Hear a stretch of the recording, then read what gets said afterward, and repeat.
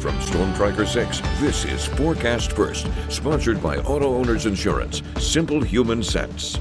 We have widespread light to moderate rain showers beginning to make their way into mid-Michigan this evening. Notice a lot more precipitation to our west, which means that we are going to be dealing with this steady soaking rainfall, not only as we go throughout the rest of the evening, but also until we get into the end of our Thursday morning. Temperatures outside right now, a rain cooled us down to 68 degrees over in Ionia, 78 for our current temperature in Lansing, right at 70 degrees over in St. John's. Again, we're holding on to the chance for precipitation as we go throughout the overnight hours. Temperatures falling down into the low 60s. There's more rain in the forecast, but also some cooler temperatures. 6 News at 5:30 starts right now. WLNS is here for you, celebrating 75 years of bringing you the news with 6 News at 5:30. Right now at 5:30, a quick rescue just happened on Lake Michigan thanks to the Coast Guard. Plus, in England, heavy metal faithful said goodbye to a legend. And the next people to visit the moon are talking about their upcoming journey. Thanks for joining us, everybody. I'm Jorma Duran, filling in for Siobhan Klepfer this evening. So let's get started on the clock for our first 6 minutes of news. And we begin with a Lake Michigan rescue that happened during the Coast Guard Festival in Grand Haven on Tuesday. Authorities say while a 97-year-old man was resting on his walker during a ship tour, he lost his balance and fell into the water. Coast Guard seaman Joseph Turk immediately jumped into the water to help the man. Turk also stayed with the man in the water, keeping him afloat for 20 minutes while rescue equipment was lowered. The man was taken to a hospital with injuries on his hand and leg, but will be okay. In Detroit, officials said today there was a possible cyber breach of a monitoring system at a water treatment plant. The Great Lakes Water Authority says that water quality was not compromised and the impacted system doesn't connect to actual water supplies. The Michigan State Police told the Water Authority on Sunday about the possible breach, which is still being investigated. That facility handles about 300 million gallons of water per day. In Nebraska, 2 girls younger than 12 and an adult were killed when a biofuel plant exploded on Tuesday.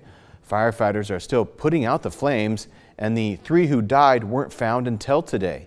The plant makes animal bedding and wood pellets for heating and smoking food and stores wood and some alcohol-based materials. They say the fire likely started with wood dust in the facility's elevator. Today in Washington, D.C., the National Transportation Safety Board began a 3-day hearing involving January's deadly mid-air collision between an Army Black Hawk helicopter and an American Airlines regional jet near Ronald Reagan National Airport. The NTSB chair addressed crash victims' loved ones attending today's hearing, saying the agency is doing all it can to find out what led to the air disaster. 67 people were killed aboard both aircraft, making it the deadliest U.S. aviation disaster in decades. There were some tense moments as questions focused on the military helicopter's altitude and the busy airspace around Reagan National. Final reports are likely months away. Looking at international news, health officials in the Gaza Strip say Israeli strikes and gunfire killed at least 46 Palestinians overnight, most of whom were trying to get food from distribution sites. According to the Gaza Health Ministry, another 7 Palestinians, including a child, died of malnutrition-related causes. Israel has come under mounting international pressure as its ongoing military offensive and blockade have led to the worst-case scenario of famine, according to human rights groups. After last night's 8.8 magnitude earthquake off the coast of eastern Russia, tsunami watches and warnings were issued around Pacific Ocean coastlines but have mostly expired. However, new alerts along South America's coast forced evacuations and closed beaches. Tsunami waves did reach Japan, Hawaii, and the mainland U.S. coast, but there was no damage. Still, millions were warned to get to high ground and stay away from the water. Thousands of Black Sabbath fans paid their respects to frontman Ozzy Osbourne in his hometown of Birmingham today. Streets were packed as Osbourne's wife Sharon and his children laid flowers and saw the tributes left for the heavy metal star. The hearse carrying the 76-year-old made its way through the city where the band was formed in 1968. The procession paused at the Black Sabbath bench and an art installation featuring headshots of each member on a bridge also named after the band. Osbourne famously once said he wanted his funeral to be a celebration of his life and not a mope fest.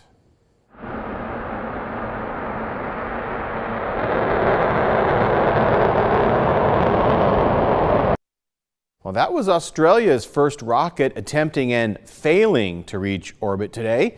It flew for about 14 seconds. Ares is the first Australian-designed and built launch vehicle to lift off from the country. It's designed by Gilmour Space Technologies to carry satellites into orbit. A statement from Gilmour says the test was successful, although they would have preferred a longer flight. Back here in the United States, we heard from the crew of the NASA Artemis II mission to the moon at a news conference today. They're set to make the voyage in April 2026 at the earliest. The crew of 4 will launch from the Kennedy Space Center in Florida, flying around the moon and back on a 10-day journey. Artemis II Commander Reed Wiseman told reporters the team is excited to be part of the next generation of lunar explorers. We really think that Artemis is the right program at the right time to get a sustained human presence on around the moon and off to Mars, and we believe in it. So we're going to go fly Artemis II. We're going to proceed with this mission. Artemis II will be the flight test with a crew using NASA's Space Launch System and traveling aboard the Orion spacecraft. If all goes well, Artemis III will send humans to the moon for the first time since 1972. When a dog in Terre Haute, Indiana seemed to be in distress in the middle of a river, firefighters used a drone to urge the pup back to dry land. In a social media post on Tuesday, firefighters said they got calls about the dog apparently trapped on a sandbar in the river. So they flew the drone near the dog, gently nudging it to the nearest shore. And speaking of drones, Amazon representatives were in Pontiac Tuesday to meet with city officials and the public about its Amazon Prime Air delivery service. For a $5 fee, customers will be able to have items weighing up to 5 pounds be delivered by drone. The company is planning on getting the drones flying over Pontiac by the end of the year. Right now, the service is only offered just outside of Phoenix, Arizona, and in College Station, Texas. And ending our first 6 minutes of news with something else that might have people looking up. Workers at a former U.S. nuclear bomb facility in South Carolina say they found a radioactive wasp nest. The nest was found earlier this month near nuclear waste storage tanks. It had a radiation level of about 10 times what regulations allow. But the workers didn't find any wasps. I don't know if that's a good or bad thing. Either way, this sounds like my own personal horror story. Yeah, radioactive wasps. Not only are they wasps, they're radioactive. Radioactive? We were talking in the afternoon meeting, that'd be a cool band. Radioactive wasps.